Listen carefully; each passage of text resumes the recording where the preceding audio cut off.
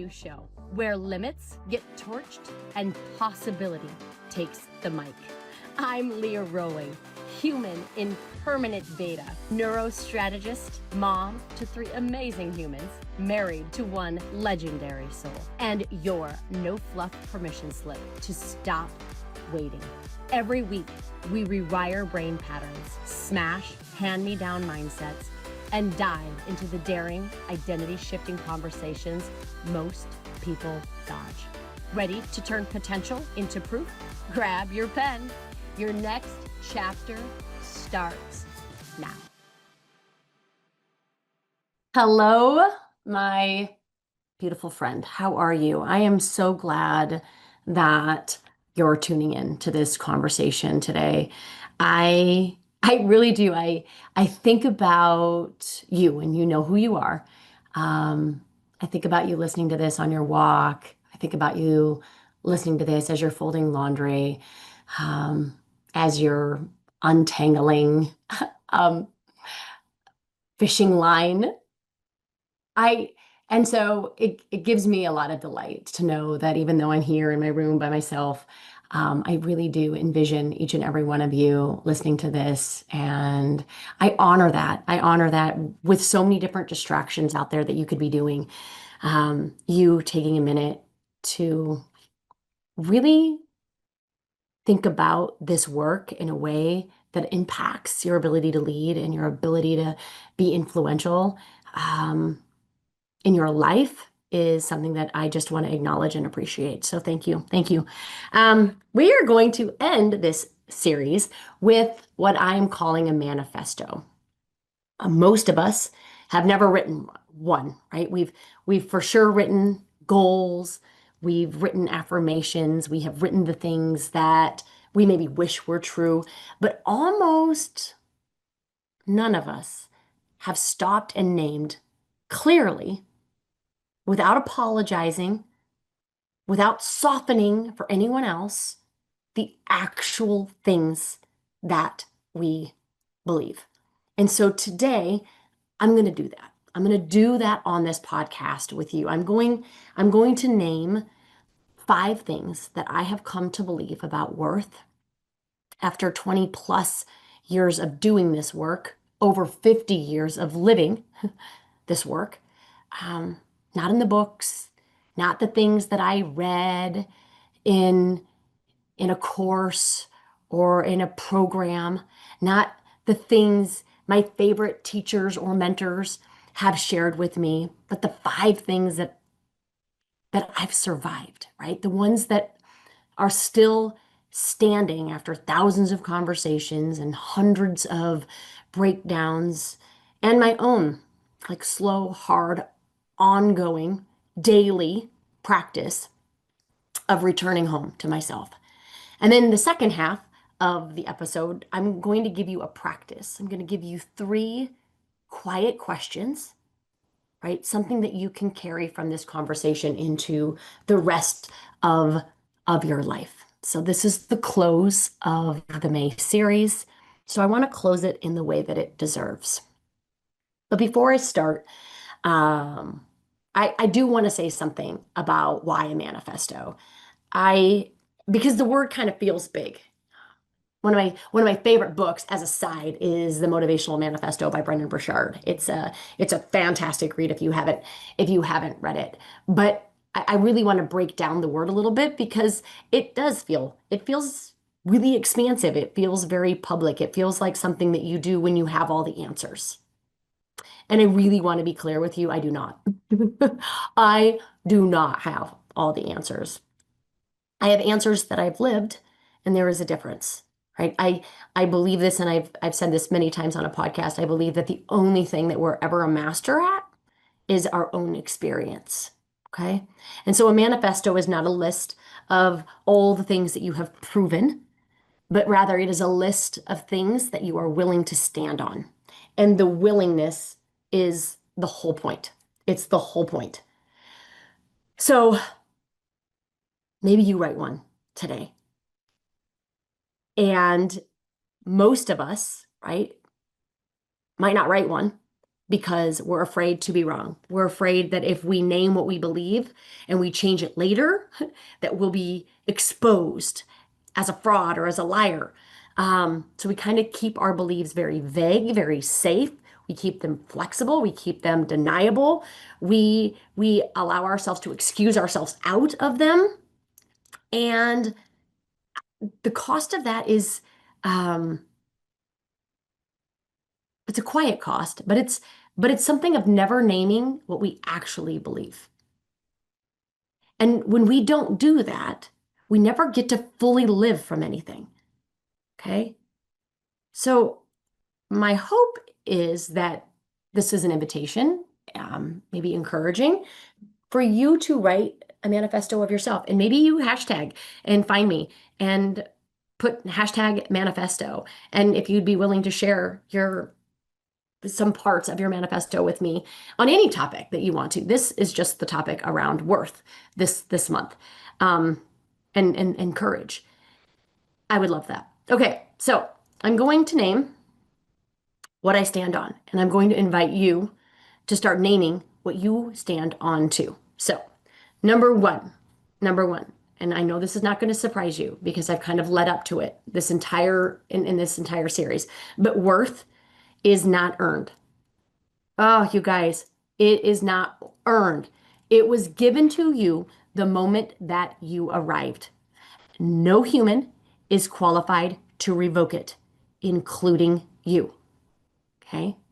You are not responsible for it. You did not give yourself to it. And so, therefore, it is not upon you to take it away. Okay? It is the foundation. If you do not believe this one, none of the other four will hold. Okay? And this is what I have come to know after 20 plus years of sitting with people in their hardest moments. The single biggest source of suffering in a human life is the belief that worth is something you have to qualify for, right? That you have to be useful enough, productive enough, beautiful enough, agreeable enough, successful enough, healed enough, smart enough, athletic enough, religious enough. I could go on and on and on with the enoughs. Any enough to be worthy of the life that you are living. And I do not believe that, but I did. And I haven't believed it for a long time, but I had. And I am willing to stand on the opposite, which is that your worth was settled before you ever opened your eyes. It is not in question. It is not on trial, nor has it ever been on trial. And here's the part that is probably the hardest to accept, which I alluded to at the very beginning. You cannot revoke it. You can't, and nor can anyone else, even when you're at your worst, even when you have done the very thing that you are the most ashamed of, right? Even when you have failed every test that you set for yourself, even if you damaged relationships that you were in, you cannot, not with any amount of self critique, become unworthy, right? It is not a thing that you have the power to undo because it was never a thing that you had the power to grant. And that is what we explored in episode 1, that there is a payoff to staying unworthy. And the payoff is that we get to keep that question open. And as long as we are still asking whether we are worthy, we never have to risk living as if we are. And the manifesto says, stop asking. Stop asking if you are, right? The question is not yours to answer. It was answered before you got here. And now the question is, now that you are, what are you capable of? But we have to know that there's a cost and a payoff. So if you missed that episode, I invite you to go back and revisit it. Belief 2, your body has been telling you the truth your whole life, right? You don't need to master it. Okay. You just need to stop overriding it. Okay. I'm not a somatic teacher. Do I know enough about the metaphysics of the morphogenic fields? Yes, I do. Right? But that is not what I'm teaching in this episode. Okay. I have lived long enough to know, and you have lived long enough to know that something in us has been telling us things our minds have refused to hear, right? The decision that on paper was the right one, but every cell in your being was shouting no. The relationship that you stayed in for years longer than your body wanted you to, the job that you took because it looked good and your stomach was haywire from the first interview, the job that you stayed in for 15 years longer, excusing yourself out of it because even though you didn't love the job, you loved what it enabled you to do and all of that nonsense. The yes that you gave that immediately felt like a lie. Oh, yes, I'd love to do that. No, no, I would not. Okay. Your body knew. It's always known. It's always known. But your mind, it's trained you to be polite. It's trained you to be agreeable. It's trained you to perform. It's trained you to ask permission. It's trained you to be nice. That mind overrode your body, overrode your body's fighting for you to have its own back,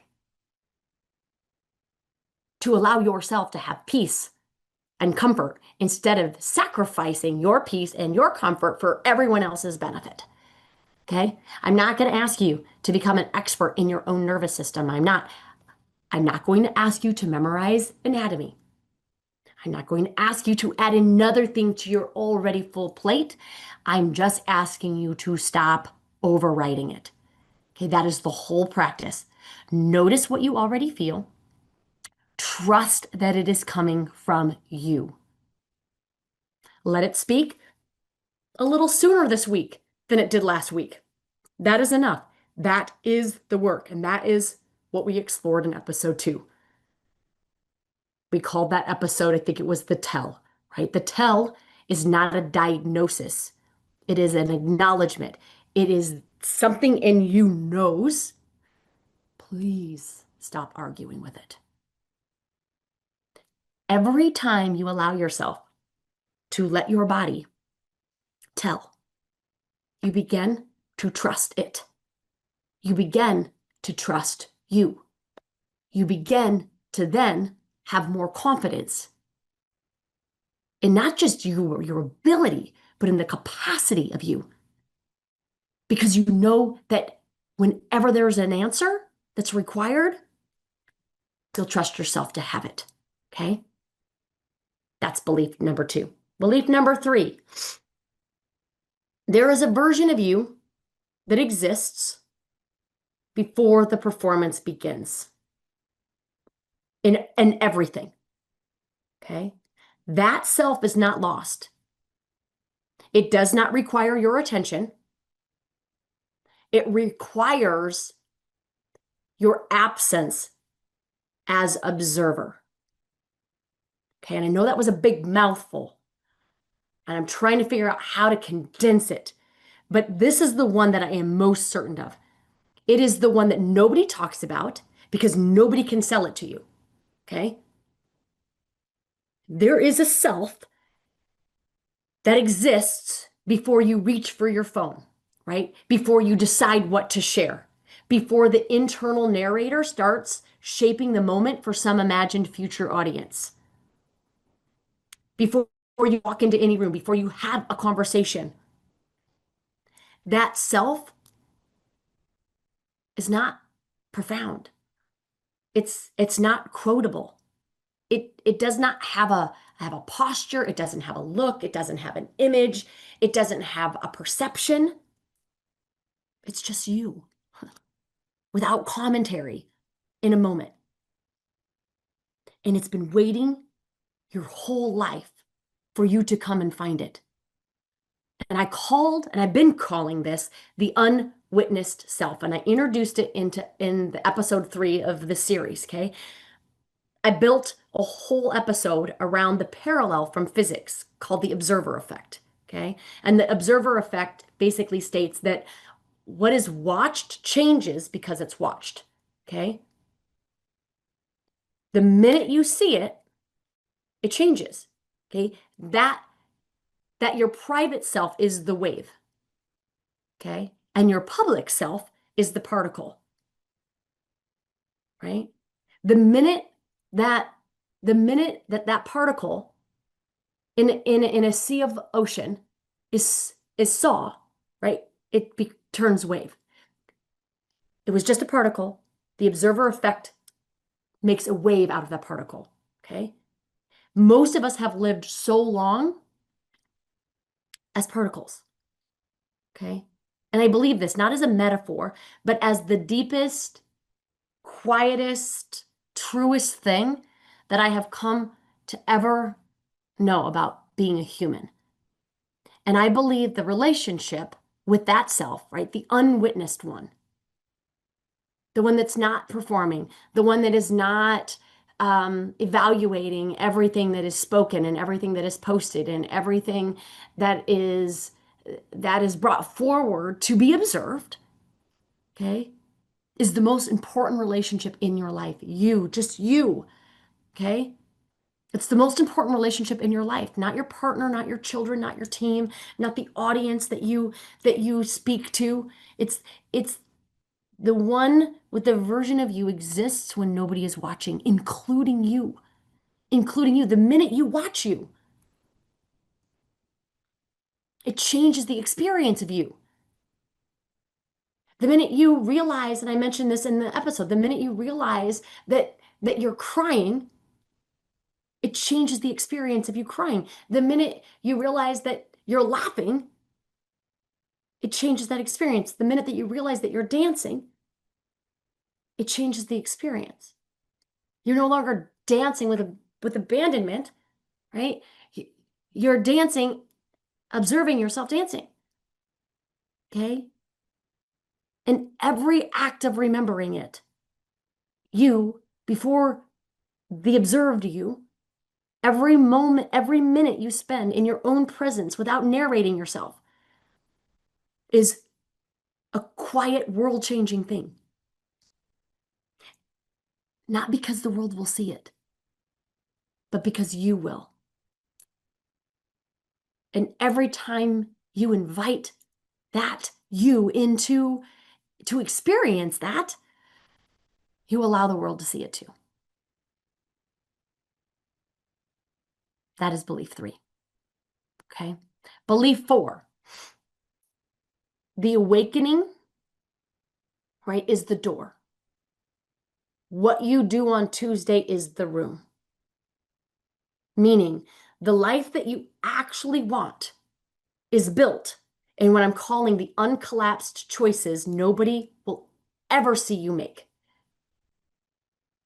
Okay? So, personal development, conferences, books, podcasts, they sell the awakening, right? The retreat, the breakthrough, the crack open, the moment that you finally see what you've been doing. Okay, the aha moments, right? And I love those moments, right? And I've built parts of my life on them. So they're not nothing. But I have come to believe deeply, deeply that the awakening is the easy part. It is. The work is what happens after. The Tuesday after, the Wednesday after, the Thursday after, the 100 small, ordinary, unphotographable choices that you make in the weeks and the months that follow the breakthrough. Right? That's where the work begins. That half-second pause before you answer. The conversation that you do not collapse into the old version of yourself. Even though it would be easier, even though it's way more familiar, even though you're way more practiced at being who you've been. It takes a lot of courage to choose the future of you as opposed to just continuing to rinse and repeat that old version of you. The practice is not collapsing back into that past version of you, but to stay steady and present in this version of you. So in those little practices, you begin to create and collect evidence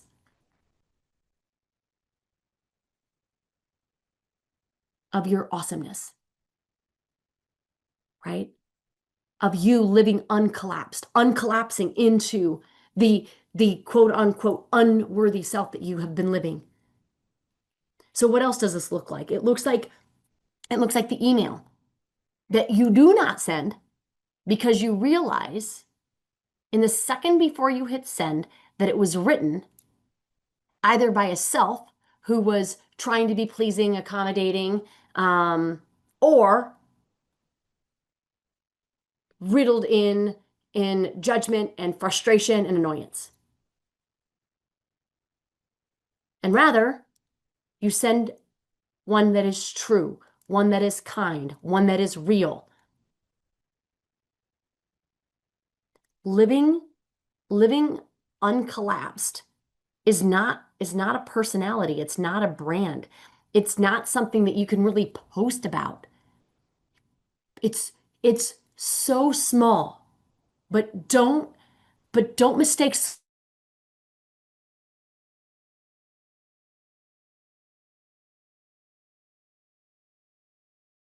very private returns to yourself over and over and over across the rest of your life. I believe that is where the real life is built. It's not built in the breakthrough. It's in the choices that nobody will ever see you make but you. And that is the point. That is the point. Because when you learn how to source yourself, you won't need anyone to source it for you. That is a level of freedom that I think most of us aspire to get to. And that's what we explored in episode 4. I think it was like the Tuesday after is the work or something like that. Um, but that is the work. That is the work.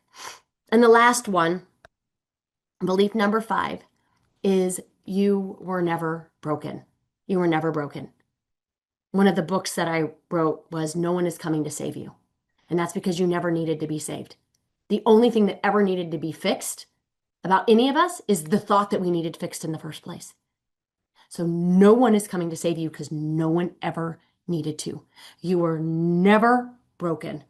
I like to say that rather we were brilliantly adapted, okay? And the work of a human life is not to fix yourself. It is to stop performing the self that you built to be chosen, that you built to be liked, that you built to be loved, that you built so that you wouldn't be abandoned, that you built, right, for everybody else's benefit.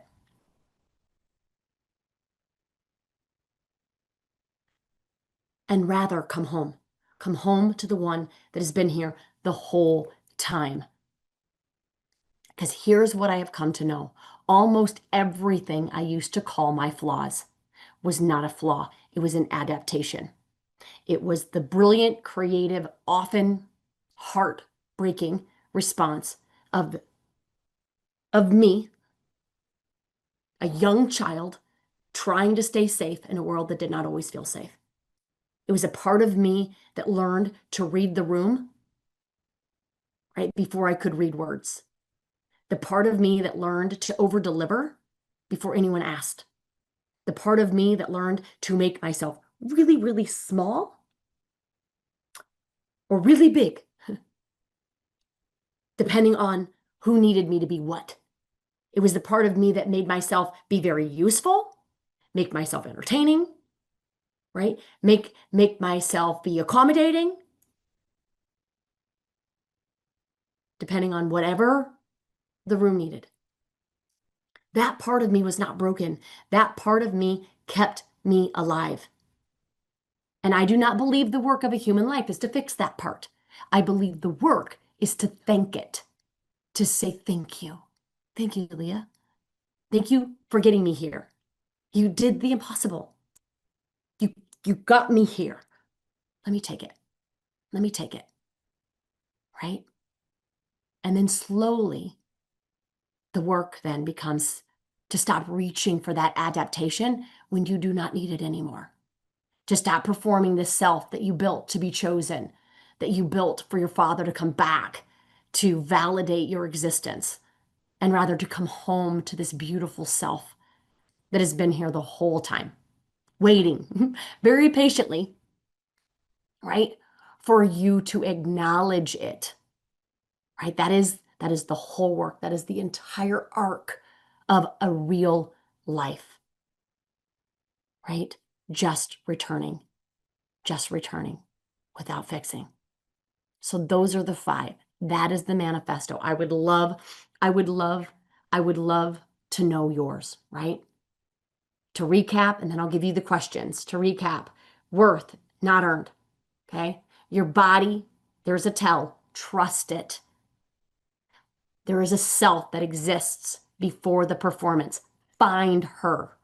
Find him. Get to know them. Get to know them. The work happens on a Tuesday, and you're never broken, ever. You have brilliantly adapted, and that adaptation is no longer required. Thank it and let it go, right? So those are the five beliefs. These are the three questions that I imagined when I was thinking about this outline. And as I was thinking about what these questions could be, I imagined you hitting pause and writing them down, or listening to the whole thing and then at the end writing them down. Either way, I think if you allow yourself to answer these questions either at the start or the end as you bookend your day your way, will help you step into the capacity of you in the very best way that you possibly can. So the first question, and I alluded to it at the very beginning, is what does the already worthy self do today? Right? How, right? Right. What does that already worthy self do today? Not how do I become worthy, not how do I prove it, but what does the version of me, the one whose worth is not in question, actually do today? What does that self say yes to? What does that self say no to? What does that self spend the morning on, the afternoon on, the evening on, right? The question then sets the lens for the entire day, okay? Number two, what is my body trying to tell me? You will know when to ask it. There will be a meeting where your jaw is tight, or a conversation where you kind of said yes, right? And you felt a tightness that you couldn't name, or a decision that you're about to make, but something in you is shouting. That is the moment, right? Stop and ask the question, right? You don't need to understand the morphogenic nature of the metaphysical science. You just need to pay attention. Just pay attention. That is enough. And the third question is, what is 1 minute that I will not narrate? That I will not narrate for myself, that I won't experience in order to share it, experience it in order to create a word of the day from, experience it in a way that I can create a podcast, right? In your way. Can you experience yourself without narrating it and just be? 1 minute.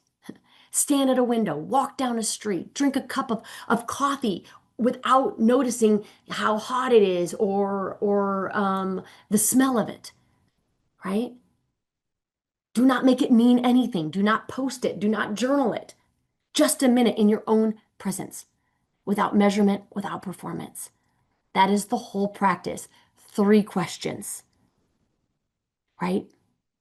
A morning lens in the morning that offers up to me what does what does the already worthy self do today? The midday check-in, what is my body telling me? And the 1 minute where you can just sit, and that belongs to you, nothing else, to you. So that is the close of this May series, right? 5 episodes. My hope is one full arc. And what I hope is you carry from it, not not just a memory of how these conversations sounded, but I hope what you carry is a very quiet, durable practice that you can take with you as we move into next month's topic, which is going to be around relationships. So I hope that you'll join me next month. This has been a fun series. I've heard from so many of you in this series, and I always love it when you reach out, when you share um, things that you've learned, things that you're not just learning, but you're actually applying into your life, into the experiences of the way that you show up in the world. So have a beautiful one, my friends, and I will see you next month on the show. Take care, everybody. Bye bye. If this episode cracked something open, good. Let it. And then head to leahrollingcoaching.com and grab the tools to rewire the story and reclaim your future. It is yours. And then share this with someone who's still waiting to be chosen, still waiting for permission, and remind them they don't need a breakthrough, that they are the breakthrough. Until next time, my beautiful friends, invest in you and keep becoming.